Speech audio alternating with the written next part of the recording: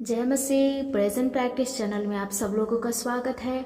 आज हम लोग एली के कुछ गुणों पर पहले प्रकाश डालेंगे और उसके बाद एलकना के भी गुणों पर जो हमें आसान रहेगा समझने के लिए उसके ऊपर हम लोग देखेंगे। तो एली इस्राएल का अच्छा न्यायाधीश होने के साथ एक याजक भी था, परंतु उसने अपने जीवन में कुछ बातों को ज़्यादा महत्व दे रखा था जो महत्वपूर्ण नहीं था। अवश्य उसके अंतिम दिनों में युद्ध हुआ, पर एली अपने जीवन के प्रारंभिक दिनों में शांतिपूर्ण वातावरण में था। वो एक सामर्थी भविष्यवक्ता भी था। उसकी भविष्यवाणी अर्थात रूप से पूर्ण होती थी। उसने कहा, तुम्हारी विनती सुनी गई। वह बिल्कुल वैसे ही हन्ना के जीवन में पूरी हुई जिससे शमूएल का जन्म हुआ। एली अपने 40 वर्षीय अवकाशकालीन सेवा में एक विजय सेवक रहा।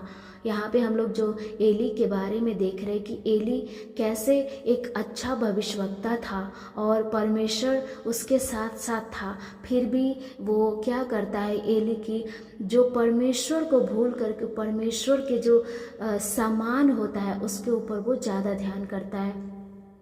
पहला सामुएल हम लोग 4 का 17-18 में देख सकते हैं। उस समाचार देने वाले ने उत्तर दिया कि इस्राएली फलिस्तीनियों के सामने से भाग गए हैं और लोगों का बड़ा भयानक संहार भी हुआ है, और तेरे दोनों पुत्र होप्नी और पिनहास भी मारे गए और परमेश्वर का संदूक भी छीन लिया गया है।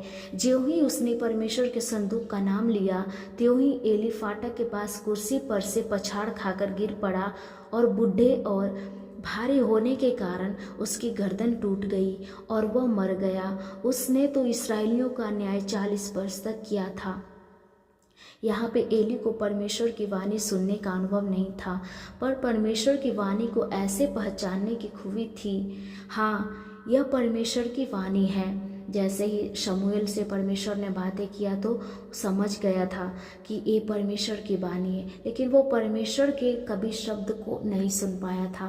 पहला सामुएल 3:1 में भी हम लोग देख सकते हैं, और वह बालक शमूएल एली के सामने यहोवा की सेवा टहल करता था, और उन दिनों में यहोवा का वचन दुर्लभ था और दर्शन कम मिलता था, क्योंकि उस समय का जो भविष्यवक्ता था जो एली, उसका जो चाल चलन जो परमेश्वर के लिए ठीक नहीं था, जो परमेश्वर जैसा चाहते थे वैसा नहीं था। इसलिए क्या है कि उस समय जो परमेश्वर का वचन क्या हो गया था, दुर्लभ हो गया था। लोगों से कम बातें परमेश्वर करने लगे थे। पाप के कारण उन लोगों का जो मन फिराव नहीं था, उनके जीवन में जो पापे आ गई थी उसके कारण उस समय यहोवा ने वचन प्राप्त करने के लिए जो दुर्लभ था, जो लोगों को जो वचन नहीं प्राप्त करते थे, और दर्शन भी कम उन लोगों को मिलता था। एली याजक के पद पर काम करता था। जब प्रभु ने शमूएल को बुलाया तब तीसरी बार के बाद वह स्पष्ट रूप से समझ लिया कि बुलाने वाला यहोवा ही है, और उसे सही मार्गदर्शन दिया। पहला बार जब बुलाया शमूएल को परमेश्वर ने, एली को समझ में नहीं आया कि वो कहीं और से आवाज़ सुना होगा। दूसरे बार भी उसको बुलाया, फिर भी उसको समझ में नहीं आया।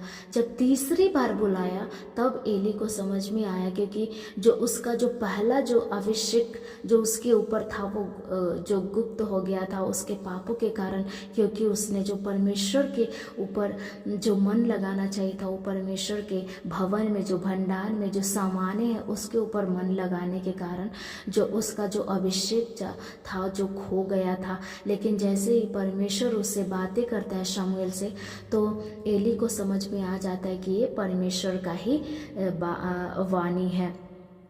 और पहला शमूएल हम लोग 3:7 में देखते हैं, उस समय तक तो शमूएल यहोवा को नहीं पहचानता था और न तो यहोवा का वचन ही उस पर प्रकट हुआ था। शमूएल एली के सामने सेवा टहल किया करता था मेरे दोस्त। वहाँ एली शमूएल का प्रशिक्षण और अगुवा भी था, परंतु उसने शमूएल के न तो प्रभु के बारे में शिक्षा दी और न वचन ही की शिक्षा दी। यहाँ पे हम लोग कभी कभी ऐसा सोचते हैं कि वहाँ पे बहुत अच्छा पास्टर है, हमारा बहुत अच्छा पास्टर है, और हम अपने बच्चे को भरोसा करके उनके ऊपर छोड़ देते हैं। लेकिन क्या हमारा बच्चे का जो जीवन क्या एली के जहाँ पे शमूएल एली के सामने रहता था वैसा हो जाता है क्या, कि जो उसको प्रभु का वचन सुनना चाहिए, जो वचन प्रभु से मिलना चाहिए, जो उसको जो प्रभु के से साथ रहता है पास्टर, उससे मिलना चाहिए। लेकिन यहाँ पे देखिए कि एक पास्टर एली महायाजक होकर के भी शमूएल को कभी भी प्रभु के बारे में नहीं बताया। ये बहुत गलत बात है, क्योंकि यदि हम एक सेवक के बच्चे को रखते हैं तो हमें उसको प्रभु की शिक्षा देना जरूरी है। और हम एक सेवक होने के कारण यदि हम अपने हाथ में दिए गए सहायकों की सेवा लेकर उनको वचन की शिक्षा नहीं देंगे तो हम कितनी स्वार्थी, यहाँ पे जो सेल्फिश की जो बातें आ जाती, क्योंकि हमें प्रभु का ज्ञान है तो हमें भी लोगों को ज्ञान देना है।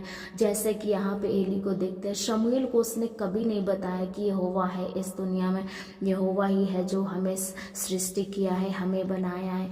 इसलिए तो जब शमूएल को प्रभु बुलाता है तो उसको पता ही नहीं चलता है कि कौन मुझे बुला रहा है। एक यहाँ पे आगे हम लोग देखते हैं शमूएल के बारे में और देखेंगे तो मैं एक उदाहरण के द्वारा मैं आप लोगों को बहुत अच्छे से समझाऊंगी एली के जीवन के बारे में। तो एक एग्जाम्पल मैं लेना चाहती हूँ। यदि हम होटल में खाना खाते हैं और फिर बीमार पड़ जाते हैं तो ऐसा मैन के लिए होता है कि तो वो क्या बोलेंगे कि अभी मुझे खाना नहीं बनाने आता है इसलिए मैं शादी कर लूँगा। तो ऐसा कहने वाले वो अपनी पत्नी को हमेशा क्या सोचेंगे कि ये कुकी है, क्योंकि मैं किस स्थिति में शादी किया था जब मुझे खाना नहीं बनाने आता और होटल में मैंने खाना खाया, इसलिए मेरा स्वास्थ्य को हानि हुआ। जब उसके साथ जीवन निभाना कठिन लगेगा तब वो उसे छोड़कर चली जाएगी, क्योंकि उसके पति ने तो उसको जीवन के सहभागी मतलब लाइफ पार्टनर के रूप में नहीं परंतु सिर्फ सहायक के रूप में ही रखा था। यदि हम ऐसा समस्या में कि हम खाना खाए होटल में और मेरा स्वास्थ्य बिगड़ गया तो मैं किस प्रकार की मनोभावना से दूसरों के साथ व्यवहार करता हूँ? क्या मैं दूसरों को सहायक समझता हूँ या सहभागी? अपने पति या पत्नी को जीवन का सहभागी समझे, वे भी संगी वारिस हैं, तब सारी बातों में बड़ा परिवर्तन होगा। इस सत्य को एली ने नहीं समझा, इसलिए उसकी आंखें परमेश्वर पर नहीं परंतु परमेश्वर के संदूक पर लगी हुई थी। परमेश्वर का संदूक, दीवट, मेज, भेंट की रोटियां, जो प्रभु भोज का जो सामान होता है, यहोवा के भवन की चीज़ों का उपयोग करने और उन्हें संभालने की प्रशिक्षण ही एली ने शमूएल को दी थी। और विशेषकर एली का जो मन था वो संदूक पर ही निर्भर था। इसलिए जब उसने यह सुना कि संदूक छीन लिया गया है तब उसे सह नहीं पाया और गिरकर अपना प्राण को छोड़ देता है। हम कई बार यह भूल जाते हैं कि हम किसकी सेवा कर रहे हैं, परंतु इस बात को हमें अवश्य जानना चाहिए कि हम सेवकाई में क्या कर रहे हैं। कुछ लोग ऐसे भी हैं जो परमेश्वर को भूलकर सेवकाई को नहीं प्रथम स्थान देते हैं। वे सिर्फ लोगों को यह प्रशिक्षण देंगे कि सेवकाई कैसे करना है, परंतु परमेश्वर के साथ संगति रखने की चिंता जरा से भी नहीं करेंगे। यहाँ पे एली के साथ भी वैसा ही होता है। एली ने अपनी दृष्टि गलत स्थान पर किया था। तब एक मूर्ति पूजक और एली में क्या अंतर रह गया है, हम सोच सकते हैं। मूर्ति पूजक सृष्टिकर्ता को नहीं बल्कि सृष्टि की उपासना करता है। एली भी परमेश्वर की बातों को महत्वपूर्ण नहीं दिया, पर परमेश्वर के जो दिए गए जो परमेश्वर के भवन में जो संदूक था अपने सारे ध्यान को केंद्रित करके उसी के ऊपर रखा था।